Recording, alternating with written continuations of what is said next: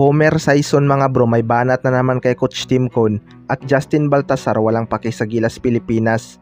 Yan mga bro, pagkatapos mong i-like ang ating video, mag-subscribe na rin kung bago ka pa lang sa ating channel at i-click ang notification bell para lagi kang updated sa ating mga sports balita.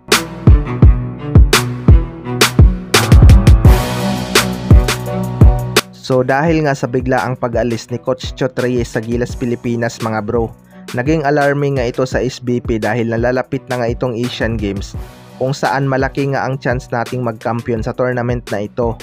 Dali-dali ngang nagpatawag ng meeting itong SBP para makahanap agad ng pamalit kay Coach Chot Reyes at masimula na ang ilang araw na ensayo. Sa napagkasunduan nga ng SBP ay itong SMC management na ang kanilang kinuha. Wala namang talagang plano itong si Coach Timcon hawakan ang Gilas Pilipinas, pero kinausap nga ito ni Boss RSA na siya na lang ang maging coach para maging masaya ang mga fans. Alam naman natin kung ilang libo ang sumusuporta sa SMC team, pero muli na namang nag-ingay itong si Homer Sison mga bro at binanatan itong si Coach Timcon.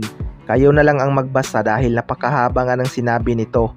Ito din yung nagsabi noon na matanda na si Justin Brownlee at di na kayang bigyan ng kampyonato ang Barangay Ginebra. Pero Barangay Ginebra pa rin ang nagkampiyon noon with Justin Brownlee. Kaya umani na naman ito ng maraming comment. Sa kabilang banda naman mga bro, Justin Baltasar walang pakialam sa Gilas Pilipinas. Matapos kang ibulgar ni CTC na gusto niyang makuha si Mikey Williams para sa Asian Games, marami ding may gusto na maisama itong si Justin Baltasar sa Asian Games. Alam naman natin na isa itong si Balti sa naging bata ni Coach Tab Baldwin at doon talaga ito nakitaan ng potensyal bilang wingman. Nalalaro nga ni Justin Baltasar sa sistema ni Coach Tab Baldwin noon kung saang posisyon sa komportable. Noong nag-Japan B-League naman ito mga bro ay hindi nga umingay ang kanyang pangalan doon matapos itong gawing bench player at kalaunan ay hindi na ito binigyan ng kontrata kaya balik Pilipinas ito.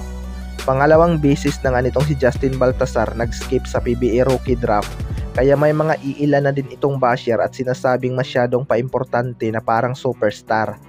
Gusto nga sana itong kunin ni Coach Timcon para sa Asian Games pero parang wala naman daw itong interest na mag-commit sa ating national team na Gilas Pilipinas. Pero nagsalita na nga itong si Baltasar mga bro.